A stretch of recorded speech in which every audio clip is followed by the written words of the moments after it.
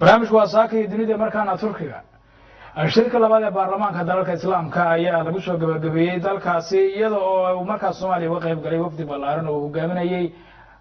وقدوميها بلاغ كسر برلمان كدرك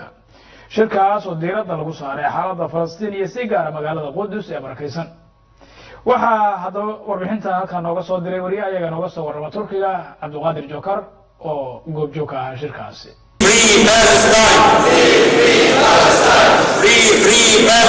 shirweynahani oo ka dhacay wadanka Turkiga ayaa maanta lagu soo gabagabeeyay iyadoo shirkaani loogu magac daray Masjid al-Qudus waxa soo qaban qaabiyay baarlamaanka dawladda Turkiga shirkaani ayaa ka soo qayb galay 70 dawladood 634 baarlamaan sidoo kale waxa ka soo qayb galay madaxda wadankaani oo ugu horeeyo madaxweyne Rajab Tayyip Erdogan iyo gudoomiyaha baarlamaanka ee dalkani Turkiga ugu horeen waxa ka hadlay mudane Salmaan Maxamed Kaarshe oo ah konsulka safaaradda Soomaaliya ee dalkani Turkiga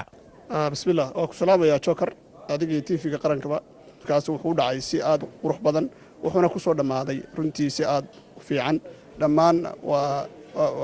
waxa la islaam kartay halka laga sii wado ambaqaadka marka uu soo noqdo anaka safaradahan waajibaadkaygu waa intaaba inaan koordinada gareyno wufuudda imaanaysa Soomaalida inaan dhinac istaagnaano inaan marka ma sha Allah si wanaagsan bay nagu dhacday si wanaagsan baan u dhamaaday shirkaas waana ku mahadsan yihiin ka soo qaybgalayaasha ay soo qaybgaleen senator Deeqa Xasan Xuseen waxay ka tirsan tahay senatarada aqalka sare waxay ka warbixisay waxyaabaha shirkani looga hadlayay bismillaahir rahmaanir rahiim magacaygu waa senator Deeqa Xasan Xuseen waxa kamid ahaa wafdigu hogaaminayay Cabdi Xaashi Cabdulaahi ka koobnaa baarlamaanka federaalka Soomaaliya labadiisa gole waxaan ka u nimid magaalada Istanbul waxaan u nimid parliamentarian forum wajigiisii labaad oo aan uga soo qayb galnay wuxuu ku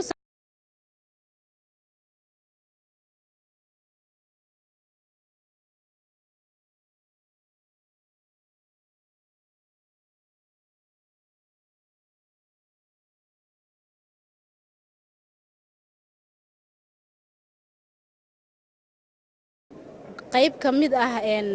baarlamaan arrimaha Falastiin waa maasanta xildhibaan Naciimo Maxamed Gacal oo ka tirsan golaha shacabka ayaa iyadana ka warbixisay sida uu soo gabagaboobay shirkani Joker walaalkay Joker sidaad hore u sheegtay halkan waxaa noogu dhamaaday maalintii labaad ee shirweynaha qaranka ee loogu hadlayay arrimaha islaamka qaasatan magaalada Falastiin ee caasimadeedu ay tahay Qudus al-Shariif waxa ka soo qayb galay wafdi tiro badan oo ay iyo madax sare oo ay ka mid yihiin oo horkacaya madaxweynaha dalkan Turkiga Rajab Tayyip Erdogan wuxuu sameeyay shirweynaha oo ka kooban 600 iyo ka badan oo dawladood kuwaas oo ku cabiraya shucuurtooda iyo mudane Cabdi Xaashi Cabdulaahi waa gudoomiyaha aqalka sare wuxuu sheegay in Soomaalida ay taageersan tahay mar walba shacabka reer Falastiin kaalintayadii ka jeedinay taageeradii weligeedba shacabka Soomaaliyeed u hayay ayaanu weli u haynaa oo aanu uga soo qayb galnay inaan codkayaga ku taageerno